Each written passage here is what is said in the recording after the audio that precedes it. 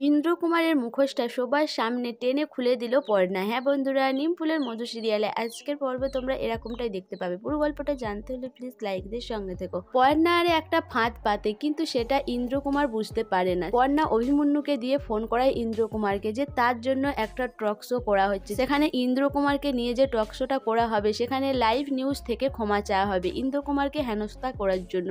এটা শুনে ইন্দ্র কুমার খুব খুশি হয়, কিন্তু সে এক কথায় রাজি হয় না। সে ঈশার সাথে আলোচনা করে।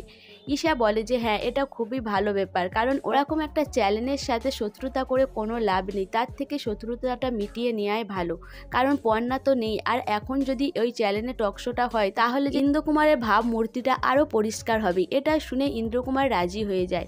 এরপর টক শোতে গিয়ে হাজির হয় ইন্দ্র কুমার।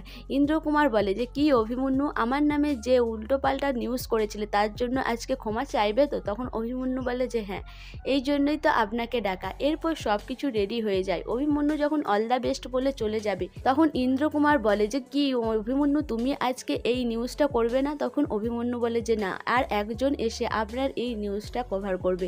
এটা শোনার পর ইন্দ্র কুমার একটু অবাকই হয়। তারপরে পর্ণাকে দেখে চমকে উঠে ইন্দ্র কুমার। পর্ণাকে দেখার পরে ইন্দ্র কুমার অবাক হয়ে যায়। তাহলে কি এটা ফাঁদ ছিল? এইসব ভাবতে থাকে।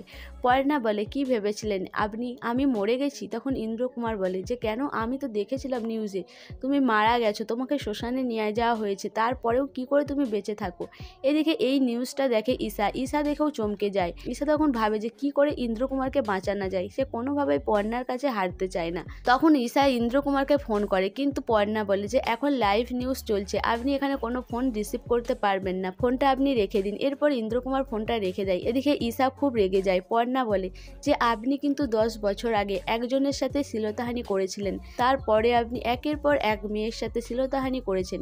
তখন ইন্দ্র কুমার বলে যে তার কি প্রমাণ রয়েছে? তখন পর্ণা বলে যে তার কোনো প্রমাণ নেই, কিন্তু আমার কাছে যে প্রমাণটা রয়েছে সেটাতে পরিষ্কার হয়ে যাবে যে আপনি বর্ষা দত্তের সাথেই শ্লীলতাহানি করেছিলেন। এরপরে রোহিণীর সাথে করা সেই ভিডিওটা চালিয়ে দেয়। সেটা দেখে ইন্দ্র কুমার অবাক হয়ে যায়। ইন্দ্র কুমার বলে যে এইসব মিথ্যে। এরপর ইন্দ্র কুমার ওখান থেকে বেরিয়ে যাওয়ার চেষ্টা করে।